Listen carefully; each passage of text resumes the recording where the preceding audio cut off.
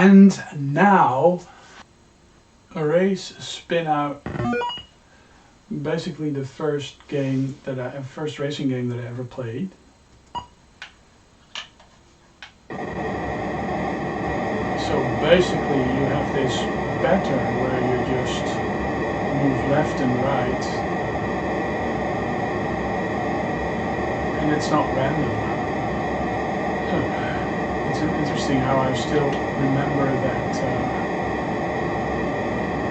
So yeah, the moment you move your stick, you just get to race. So yeah, I mean, it did get you in the zone. It had you concentrate for like a couple of minutes at a time. But yeah, it's not what you would call a great racing game. I guess in the time when Pong was, you know, mainstream, I think this must have been pretty awesome. I mean, we played this a lot actually. He also had a two-player super sprint type of game, but we didn't play that a lot because the cornering was just very atrocious on it, and yeah, for some reason we gravitated towards this. And I believe my brother actually was the first to pick up the pattern.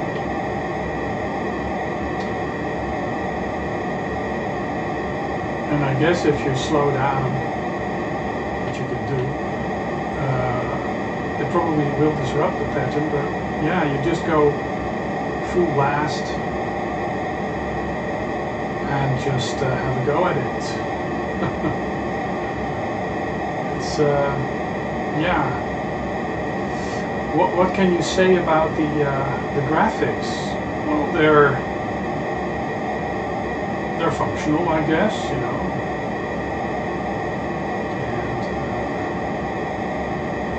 And the car controls. it's digital controls, so it's yeah, you just move your car left and right. So 2,384, isn't that swell? A 3-game cartridge on the Videopac, or also known as Odyssey II. It had a racing game, a cryptogram, and some sort of circuit race game on it. 3 games in one. Only, I believe it was like only 1K or something like that, or 4K expanded memory, not sure. But yeah, this was one of the first racing games I ever played. And you must put it into perspective, because what we were used to back then was Pong. The games that you control vertical rods on the screen, and the ball, or the yeah, would be a square, and this actually resembled a road and cars. Was it realistic? Not really, but it was the only racing game that we had. So, but yeah, kidding aside, the Odyssey II Videopac was a huge influence on me playing video games, and I sort of kid around, you know, about the graphics and stuff, but back then it really was spectacular to be able to control something on the screen, and it actually looked like cars, and it gave me a glimpse into the future of what was possible with video games. This was so much more than Pong was, you know, you had so much more degrees of freedom. Yeah, it was just mind-blowing. I mean, and the game was in color. Yeah, it still holds a very special place in my heart. To this day, I own a Videopac Odyssey II, actually several. And a lot of the games are actually very rudimentary, but it was more about the gameplay and your own imagination, I guess. And these days we're fussing over ray tracing and path tracing and whether or not the game has nice textures. You know, we really have become very spoiled, I guess, in that regards. After this, I had experiences with racing games on the Atari 2600 from a friend. Pole Position, for example, was one of the games that I played a lot. And there was this two-player game, 1 and 2 player game, a racing game on the Commodore 64 that my brother and I used to play a lot. I may actually end up showing that as well. Buggy Boy. Buggy Boy on the Commodore 64. I had seen the 3-screen or the widescreen arcade sit-down cabinet of Buggy Boy, and back then people were already in my neighborhood were already games on their Atari-ST or Amiga, and they had Buggy Boy. But when Buggy Boy came out on the Commodore 64, I was just blown away by how good it looked. I may actually have to show you that, because it's just a very solid racing game that has nice mechanics, because that was something that was a bit lacking in the early racing games, you know, like the Videopac. I mean, it was great to be able to control a car, but of course there were no real car mechanics. And yeah, sprite scaling, you know, the scaling and the movement in the road, the resistance, the way centrifugal forces, you know, act on your car when you steer. It's just something that wasn't all there in the code. Yeah, but let's check out Buggy Boy on the Commodore 64, because that also is one of the most iconic racers that really created a 3D environment, because the other racers that I've been playing up to that point, Pole Position and the 2-player game that I played a lot with my brother, which names it was by Epic, and oh my god, and Pitstop 1 and 2. I may actually show Pitstop 1 and 2, Pole Position, and Buggy Boy in this here video. Pitstop on the Commodore 64. Number of players.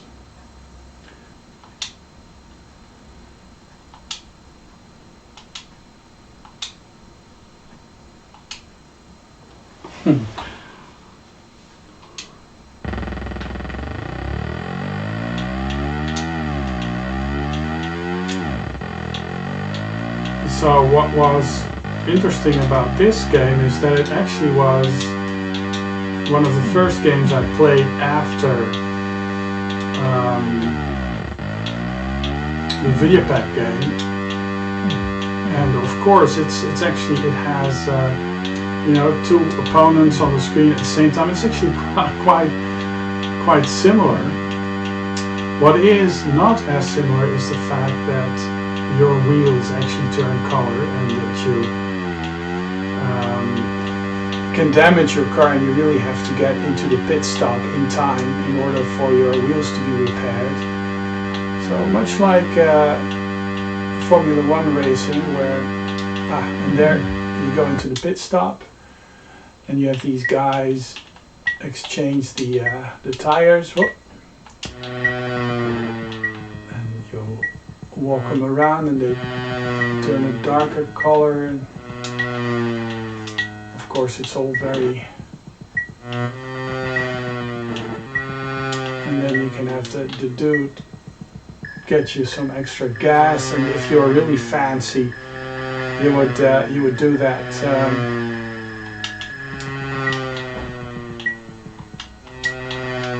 Whilst changing the tires. This was actually quite nerve-wracking, of course. Oh, and I always was pressing the fire button when I shouldn't, and then you have to do it with the flag, and you get to go again.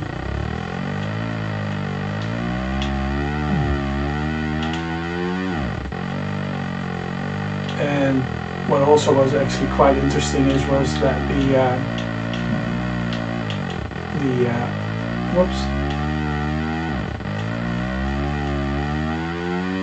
engine sounds were actually quite well done.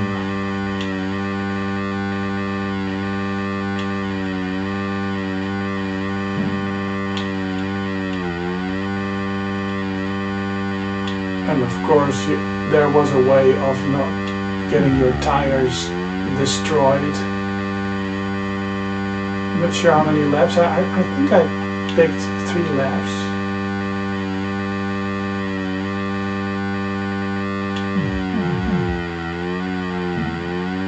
I'm not going to go into the pit stop this time. Let's see if my tires will explode. But also, again, a road that was actually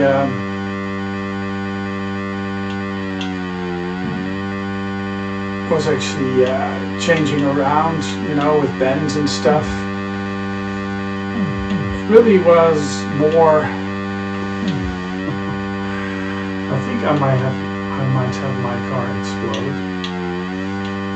Now imagine playing this with a quick stop shot joystick that was creaking when you were trying to steer across this road, and of course the look at that.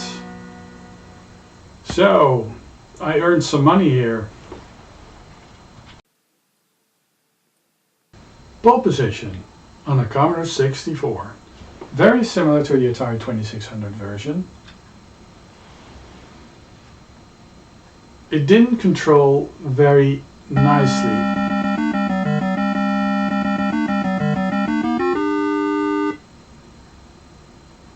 But the car was even more. Alright, come on. Because you could switch gears, and the road actually had an animation also. There were traffic signs that were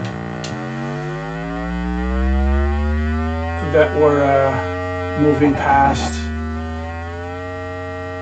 and the car actually was in a bit of some sort of perspective thing. I never got the weird coarse graphics that they used. I guess it was just well, the cars do scale nicely.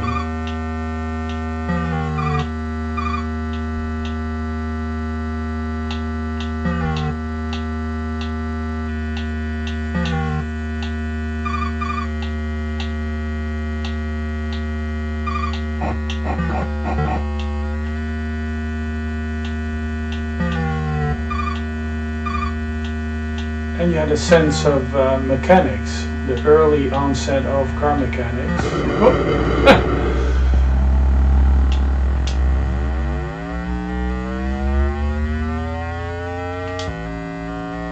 I'm not sure if I actually... Yeah, this is 1 lap.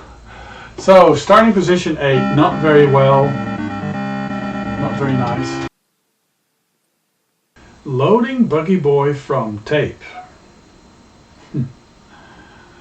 Yeah. No load.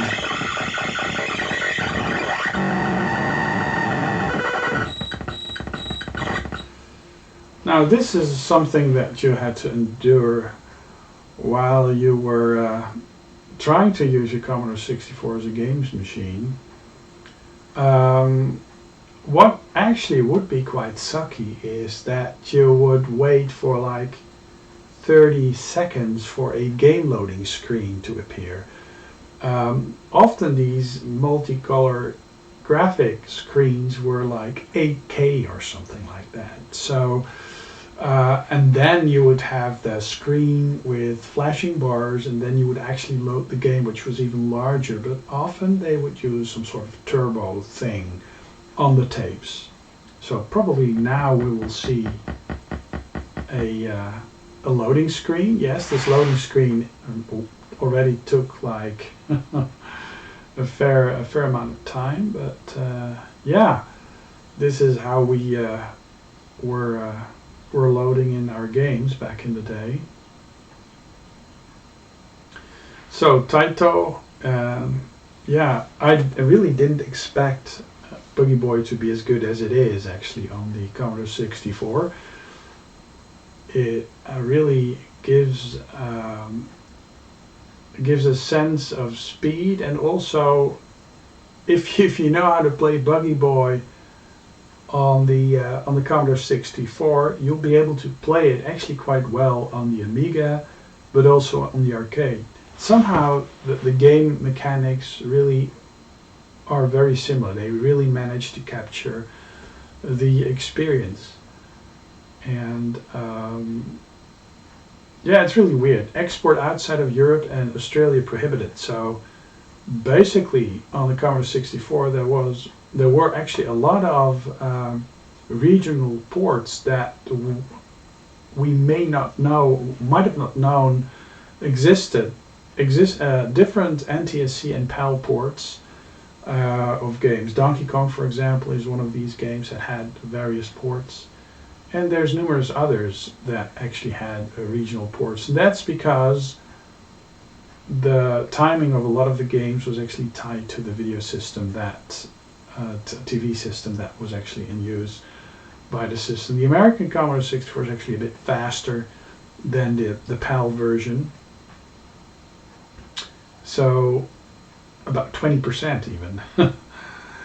So games optimized for PAL would not necessarily run well on American systems and vice versa. Yeah, so an amazing experience loading in from tape. I mean, yeah, this was part of the whole gaming experience back then as well, you know. You just had to load a tape and just, you know, grab yourself a cup of tea or a cup of coffee, and then hopefully there would not be any load errors or something like that, and you'd be able to play your game.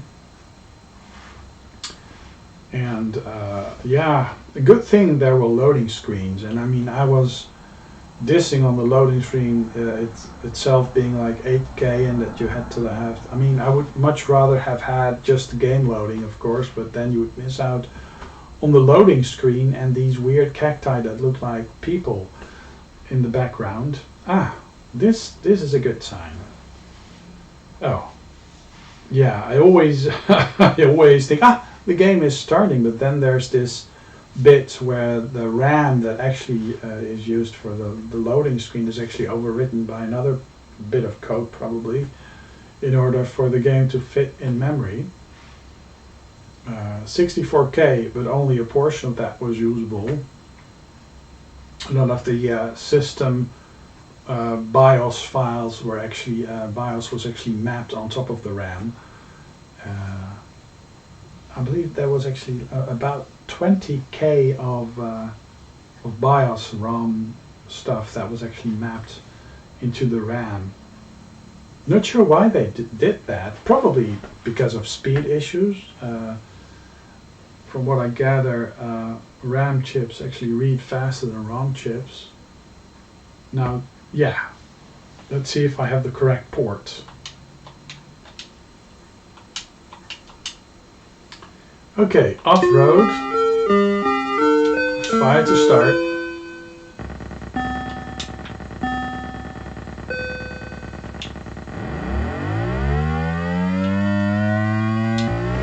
And like Pole Position, and it actually looks a bit similar to Pole Position,